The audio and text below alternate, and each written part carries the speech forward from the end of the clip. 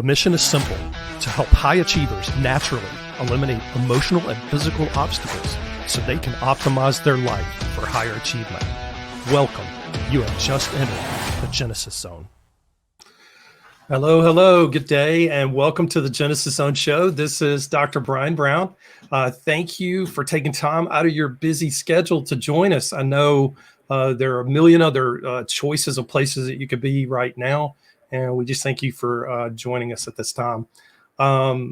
You're in for a treat today. In our ongoing Wellness Warriors series, today we're joined by Dr. Piper Gibson, who is double board certified a doctor of natural medicine and holistic nutrition. She specializes in children's neurodevelopmental disorders such as ADHD, tic disorders, Tourette's, anxiety, sensory processing disorder, and autistic spectrum disorder. After being told there was nothing she could do for her son's tic disorder, Piper refused to write off her son's health. She went from stay-at-home mom to children's holistic health expert overnight. Using food, functional laboratory testing, and natural approaches, Dr. Gibson has helped hundreds of clients all over the world regain control of their endless list of symptoms. She is the founder of Regenerating Health and creator of Foundations to Flourish, a 9-week program that teaches parents holistic methods that will restore their child's health in the face of potentially confusing and worrying diagnosis. She is also the corporate clinical educator for GX Sciences and an assistant instructor at Rockwell School of Holistic Medicine. Welcome, Dr. Piper Gibson. How are you doing today? I'm good. Thank you, Dr. Brian Brown, for having me. I'm super excited to join you. Absolutely. I've been looking forward to this interview for weeks now, so glad to have you here. In this servant leader segment, Dr. Gibson will be sharing her expert knowledge in the area of optimizing health through nutrigenomics, which is the study of the interactions of nutrition and genes, especially with regard to the prevention or treatment of disease.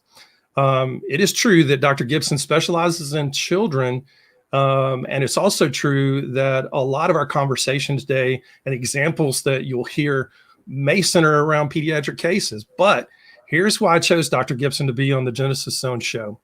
I've learned throughout my career that children are perfect thermometers for what's going on in the environment. And worldwide, chronic illnesses and neurodevelopmental issues among children continue to rise, which many experts believe are environmentally triggered. Here's the clincher. These neurological challenges and the management of these challenges often carry over into adulthood. So if you're tuning in today, I suspect you fall into one of several categories. You've personally dealt with ADHD, or anxiety, a tic disorder, Tourette's, or a mild form of autistic spectrum disorder, in the form of what we used to call maybe Asperger's. You may care for a child who doesn't operate at optimal levels, which affects the whole family. You have a really close family member or friend who falls into one or both of those categories, or you simply want to know how to optimize your health through nutrigenomics. Regardless of which category you fall into, you're in the right place. Before we dive into the main focus of today's show, Piper, our audience would love to get to know you better. Can you share with us a backstory about what brought you to your specific career path and your zone of genius that you operate in right now? Yeah, so I went to college, I had a family. I actually started out with a degree in fashion design. I worked for a denim manufacturer, so I used to work in a different kind of jeans. And yeah, from jeans to jeans. 9 years ago, my oldest son when he was 6, was diagnosed with a neurological transient tic. And we went from one day to the next. He was perfectly fine. We came home from a trip, and the next day he was having these really serious symptoms where he was twitching his neck and blinking his eyes and clapping his hands. And honestly, as parents, we were terrified because, of course, we started Dr. Googling everything. And we took him to the pediatrician. He goes, "Oh, it's just a tic, but we'll send you to the neurologist." So that kind of sent us down the doctor rabbit hole. Our neurologist told us my son just needed a good spanking. And yeah. And so I was like, this isn't going to work. We saw 10 different doctors. We tried 8 different prescriptions. And at that point, I felt like the conventional model was failing us. So started researching. I started learning. I started re-educating myself. I went back to school and learned every single thing I knew about health and wellness. I relearned everything. And I really started to use this more holistic, natural approach where we were starting to use food and nutrigenomics and all of these things. And so, now he's learning to drive and he doesn't experience these symptoms and life has really changed. And I ended up here all because of my son. Oh, wow. And how many years ago was that you started going down that path with your son? Let's see, almost 9 years ago. Wow. And how many years or how much time elapsed before you said, oh, enough's enough, I've got to figure this out on my own? I would say that about 5 years lapsed and we just kept dealing with symptoms. I took him out of school and homeschooled him because he was progressively getting worse. Whereas doctors were like, just ignore it. He'll grow out of it. Try this drug. At one point we were on 6 different medications. And then the other doctor said, oh no, don't take all those medications together. And so at that point I was like, no, let's figure this out. It's like from one day to the next, to me, that's something seriously wrong. Like, why aren't we looking deeper? Yeah, absolutely. And for those of you guys who are listening, it's not unusual to hear a health professional's story, especially a health professional that is in holistic type of wellness type care or health care that has a story very similar to this, that going into the field that they're in is birthed out of this frustration that mainstream medicine has kind of failed them and let them down. So it's no surprise that we're hearing this from Dr. Gibson today. Since you've become an expert in your field, can you share an interesting or maybe a humorous story about something that has happened to you in the course of your career? Yeah. Interesting story is that, I didn't start out in this area. And it was really relearning everything. And I continue to relearn not relearn, but learn new things all the time. I think really that educating myself in all of these things makes a huge difference. And so for me, I never imagined that I would find a passion for genetics and nutrigenomics and all things genes. And it's really been a complete life-changing experience for me in this area to learn all these things and see how amazing it is that this cutting edge science can help so many people. Right. Awesome.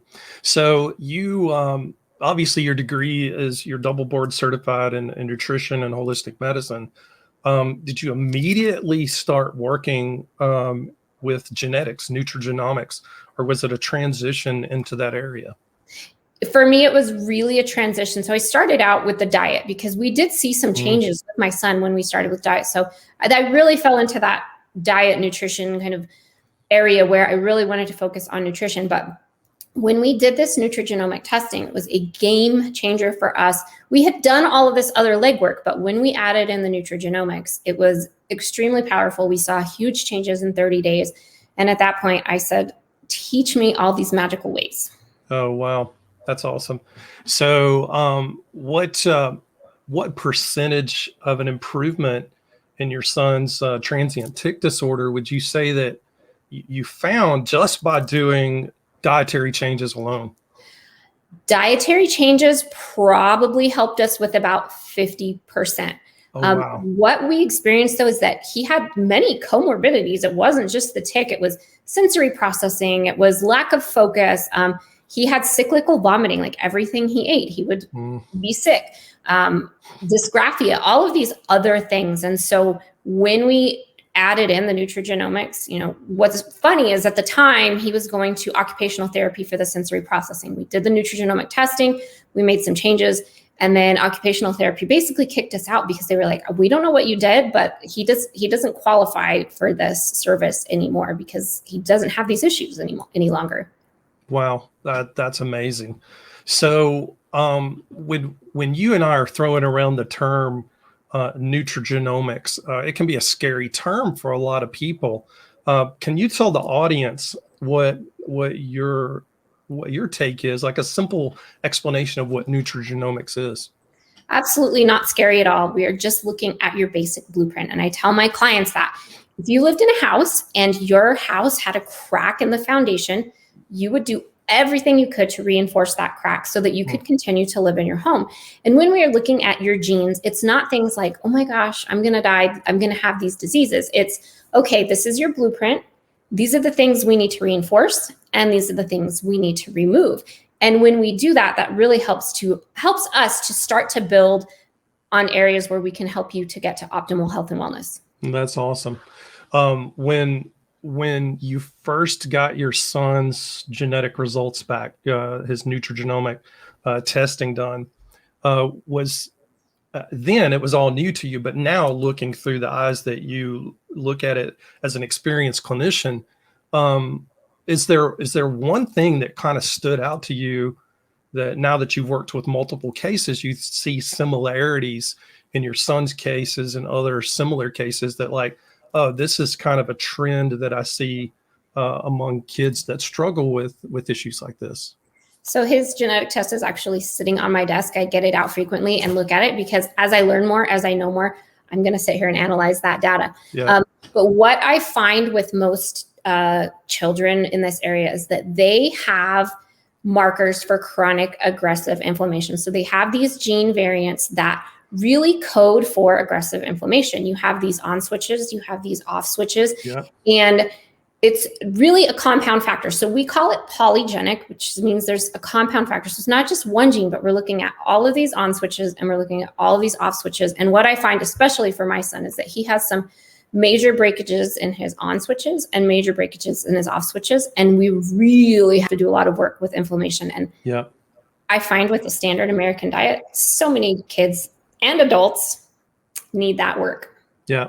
And you're using the word inflammation, which is a really good word. And I know where you're going with this, but for the audience, let's clarify that we're not just talking about, oh, my joints ache. What type of inflammation are you talking about more specifically related to, say, conditions that you treat neurodevelopmentally? So really, we're looking at systemic inflammation. So your immune system it has a job. You are supposed to have a certain level of inflammation when you are exposed to a pathogen or a virus or, whatever that is, you fall and you twist your ankle. There needs to be a certain amount of inflammation. That's absolutely the role. But what we're looking at is the systemic inflammation. So we end up with this kind of chronic burning underlying fire in our bodies that we keep feeding with a cruddy diet, poor nutrition. So when we're talking about inflammation, we're talking about systemic. So it's not just in your finger, it's not in your joint, it's all over. But what I really see is a lot of microglial inflammation. So this neurological inflammation, those microglia cells are your brain's basically immune system. And when they get activated with this systemic inflammation, we see a lot of the mood changes, the lack of focus, the tics, the Tourette's. Yeah, I remember being at the U.S. Psych Congress about 15 years ago, and this is when neuroinflammation was really coming into mainstream as an awareness for clinical psychiatric practice. And it was like all the rage. It's like, wow, we've identified all these neuroinflammatory processes related to bipolar disorder and generalized anxiety and major depression, and the list goes on and on and on. And everybody was like, wow. And now if you're in nutrigenomics, like the space that we're in, it's like secondhand nature. It's like, no, we have to look at inflammation because it's the root cause of most everything that we deal with.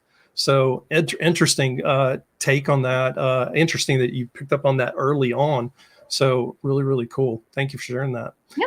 Is there anything else that you picked up on in relationship to that besides inflammation that you would like to mention? We can, you and I can probably nerd out on this all day long. But a couple of years ago, when we first did this testing and I first started working in this area, autophagy wasn't a big thing. But know now that autophagy, your body's cell recycling system, plays a huge role. So if you have a kid that has tons of inflammation, they have poor autophagy, they can't recycle the cellular waste very well. Even adults, I see it in adults. It can really make a huge impact. So we know that we can start with, the area of inflammation. work our way down to autophagy. Then we can work on other things like methylation, how well you convert, folate, folic acid. That's awesome. And do you find, you just mentioned methylation, do you find that methylation is a critical component in managing inflammation and autophagy, that intracellular detoxification? I do. And, it really also plays a role in serotonin and dopamine. You need folate. Folate runs, over 250 different functions in the body. Yeah. And if you have these issues where you can't properly, convert that folate or folic acid in your food to the usable form of, 5L-methyl tetrahydrofolate, then you can definitely have some issues with those functions. Yeah. Awesome. Cool. When I was prepping for the show, I found some interesting pieces of information that I'd like to ask you a few more details about. Why do you think, why are children, do you think, at greatest risk for chronic disease? I think there is a lot of factors that go into that. That's kind of a loaded question. One, we live in a toxic soup, a toxic environment. I mean, this time period, we have more toxicants and chemicals in our environment than ever before.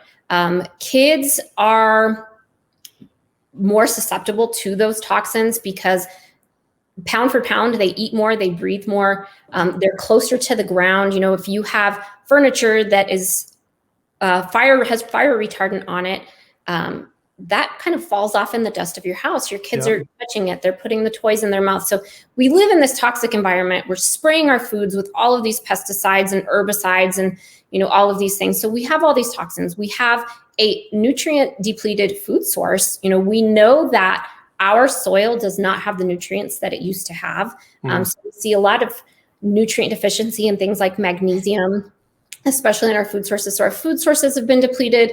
And even our meat sources that are raised in these farms or ranches where there's, they're cow on top of cow, they're eating corn, which cows are not really designed to eat.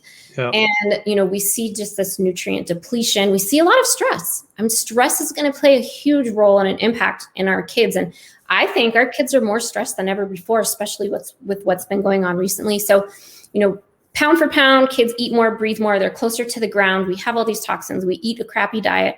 And I think that's really why we're more susceptible. And when you look at the fact that what we as adults are eating and putting into our bodies, we're getting pregnant, we're having children, that affects your child's genes. Yep. And downstream and downstream and downstream, there's been some very recent studies about rats and how when they have genetic changes, that's actually affecting their offspring, 3 to 4 generations down. Three to four generations, exactly. Yeah. So you have an unhealthy mom who's, smoking, drinking, eating a bunch of wheat and gluten. You may have a child that has issues later on down the road, or even a grandchild. Right. No, you're spot on there. And I totally agree with you. Do you, spinning off the chronic disease component, do you feel like the things that we're exposing children to in the environment can potentially damage their little brains? I definitely think so. It definitely causes inflammation. It can definitely damage their brains. I mean, out of all of the 80,000 chemicals that are on the market, only a few of them have actually ever been tested, and especially tested on kids. And so, we look at this idea that, there's a maximum dose, we have to have so much chemical before we see a reaction. But there's also this, when we look at it as low dose chronic exposure over time, that will really impact our child's brain.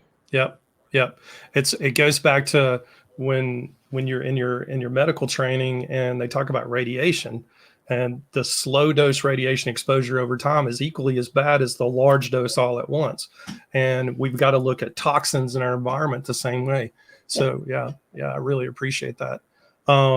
You explained some concepts there about environmental toxins and these exposure and really the for those of you guys who want to geek out on it, the field of study is called exposomics. And it's one of the fastest growing fields in scientific study right now, is understanding the exposure of the human race to everything that we're exposed to. it can be quite overwhelming, as you know, especially when you're dealing with parents. So, and you're talking to, let's say you're talking to a parent, child has a neurodevelopmental disorder. You've understood, you've run their genetics. You understand that this kid does have some inflammation management issues. They do have narrow detoxification channels. They do have autophagy issues, they have methylation issues, and we're going to work on that. But what do you do with this parent that's overwhelmed and saying, how do we eliminate these exposures from the environment? What's some practical advice that you would give a parent who feels that overwhelm? Yeah, I deal with a lot of overwhelmed parents, and really it's a step-by-step process. And, my husband always tells my kids, how do you eat an elephant? And it's like, well, one bite at a time. And it's the same thing when we're conquering these toxins. It's one, we have to be aware that they are in our environment. But two, when you want to get rid of, let's say you want to get rid of the Tupperware in your house, it's very expensive to go home and throw out your Tupperware and get new cookware and make all these changes. So I tell parents, like, slowly make these changes. If you're at Target, you see the Pyrex on sale, grab it, go home, throw the other stuff out. We don't use plastic cups, but we love Hydro Flask, but they're $25 a cup. So I, tell the parents, wait till they're on sale, go buy one, and it's $20, but they're going to last forever. Yeah. Make it a step-by-step process. Don't be overwhelmed. Just make these changes as they come along. It may take you a year, but in a year from now, all of this crap will be out of your house. Yep. Yeah. My mantra is modify what you can control right now and don't obsess about the rest. And do it, like you said, in that stepwise fashion. And you just explained it beautifully. And I love that, because I think parents who live in this state of overwhelm with a neurodevelopmentally challenged child, they want to get everything taken care of now. And it really increases the anxiety of the entire household to try to do something like that. Wouldn't you think? I think so. And it's really more of, I always stress, it's a marathon. It's not a sprint. You are not going to wake up tomorrow after making this one change and everything's going to be better. It's really going to take some time. You have to think about it. Took you this long to get here. How long is it going to take you to live your way out of this? And it is overwhelming. And that's really one of the reasons that I focus on kids, because when we started on this journey, there was nobody to help us. The one nutritionist in town was booked 6 months solid. I had to figure it out myself. And so I really see that with parents, especially in the tics and Tourette's department, the neurodevelopmental department, there's a lot of people struggling, and they're trying every remedy, potion, pill on the internet, and they don't have that step-by-step plan and somebody to hold their hand. Yeah. Yeah. No, well put. You mentioned in some of the material that I was reading in your pre-interview that you speak about the myth that a diagnosis and medications is the end of the road. I know there are still people who have even been listening up to this point that still have this Western medicine mindset. And they're like, no, my kid's better on medication. My kid's doing just fine the way they are. Why should I change anything? Let's talk about that myth, because I think people really, at least I hope people will wrap their head around the fact that it is a myth. And I want you to elaborate on that, if you will. Yeah. So I think that allopathic medicine, or, using those prescriptions for a time being, may be beneficial. I'm not completely a hater of all things prescription. Right. I do think that they have a place, but what really for me stands out is that they're really more of a Band-Aid. It's like you put a Band-Aid on your cut, you can't see it anymore. And what happens with the pill or the whatever prescription you're using is that you are not getting to that root source. You may be covering up the symptom, but you're not getting to that root source. And when you do that, the body continues to decline. That system continues to degrade. And over time, it gets worse. So that's why people will tell you, like, well, all of a sudden my medication stopped working. Well, that's because your body is screaming for help. And you've gotten to this point where that medication can't cover it up anymore. You need something stronger, or you need to really work on fixing that source. Why are you having this issue in the first place? Right. Do you think that part of the challenge of this myth, if you have somebody that's having difficulty with understanding that medication is not the be all end all, do you think it comes from kind of, I call it allopathic indoctrination. Like as a culture, I think we've been indoctrinated to this one pill fix all type of mindset. Do you see that play out with parents a lot of times when it comes to this myth?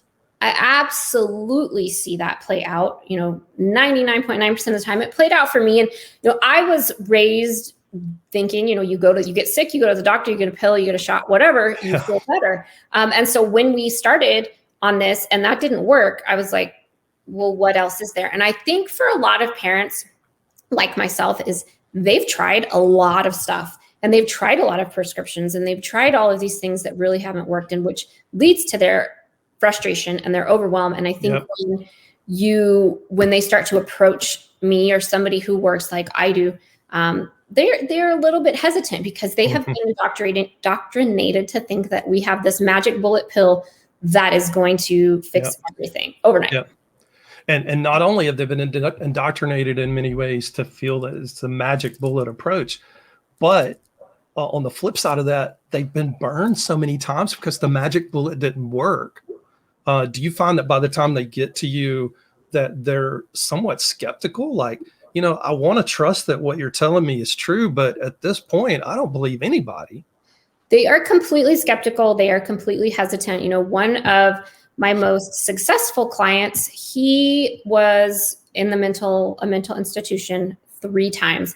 Oh, wow. His mom called me when he was 17. She called me and said, my son's on his 3rd stay.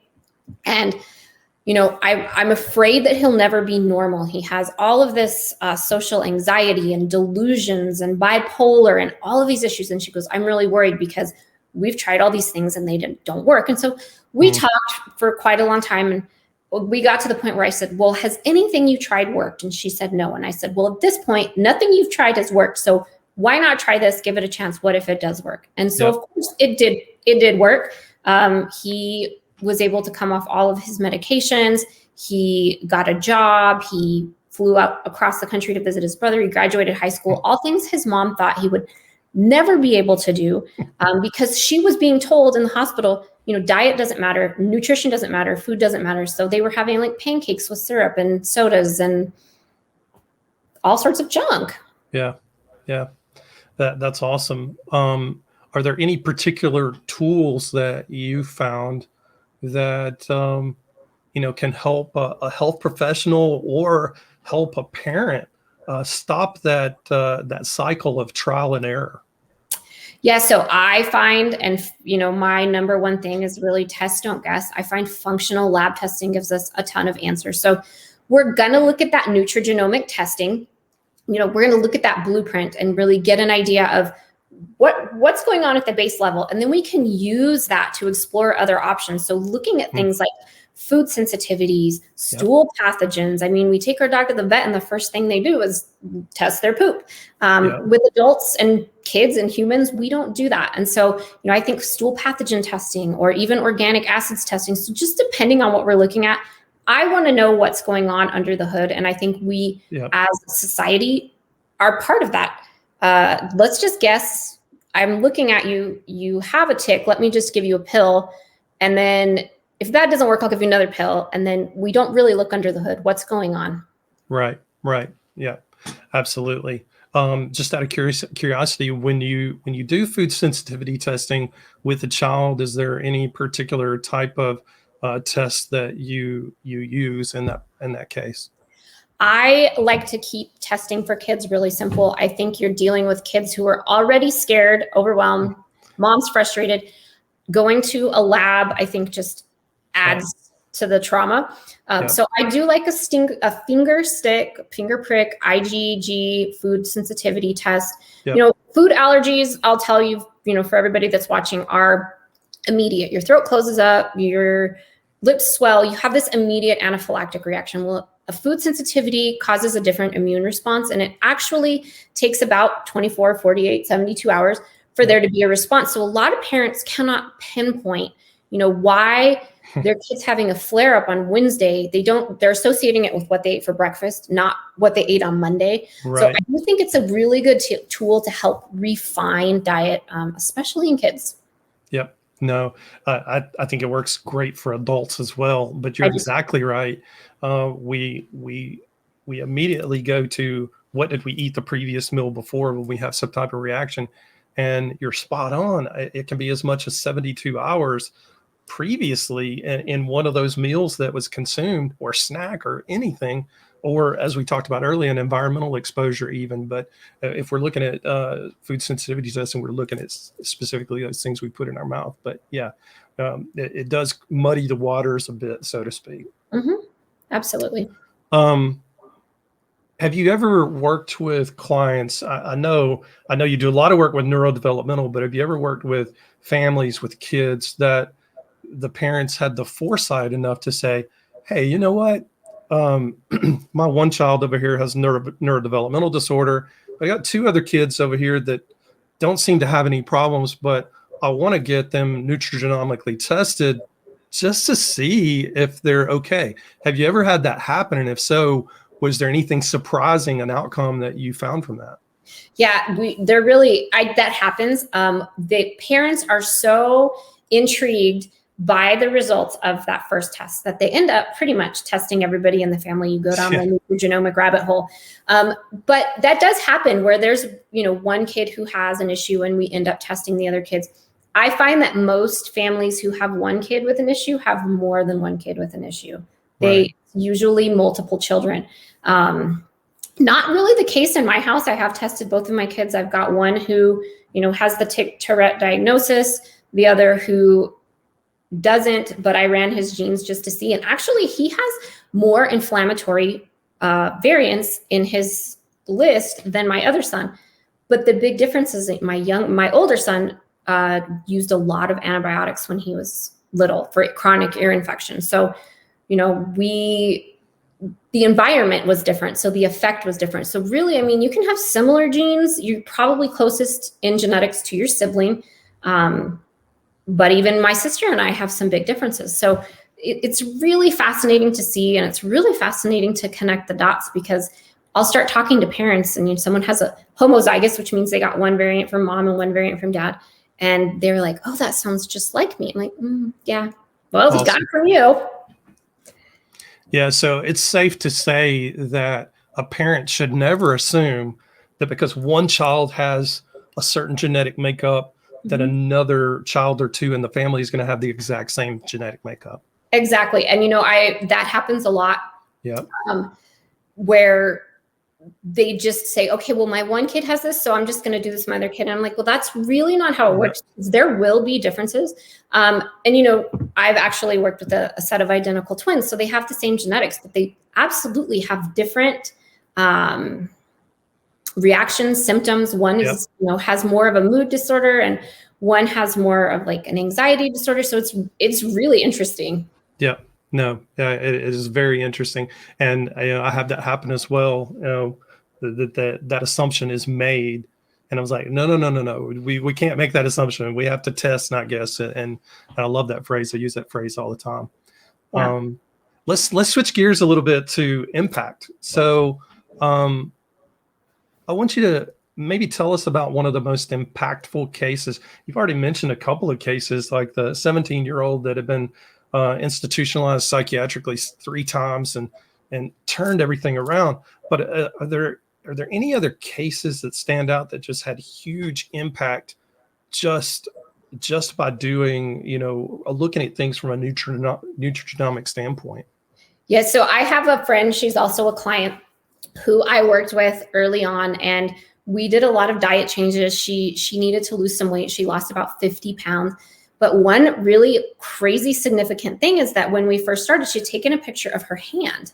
And we didn't really notice at the time until we compared it down the road, but her hand was super red in the first picture. And so by the second picture, the redness was gone. It was a huge difference. You could just see that inflammation just burning on her hand. And over that time period that we worked together, you really saw this reduction. The color of her skin completely changed. And so I thought that was really an interesting outcome just from, making those diet and nutritional changes. We looked at her genes, we looked at food sensitivities, we made those changes accordingly, and it, it changed her body, it changed her skin, definitely changed her mind as far as her ability to focus and having, deal with anxiety. That's an awesome example. All right. Any last nuggets of wisdom or knowledge that you'd like to share with the listening audience?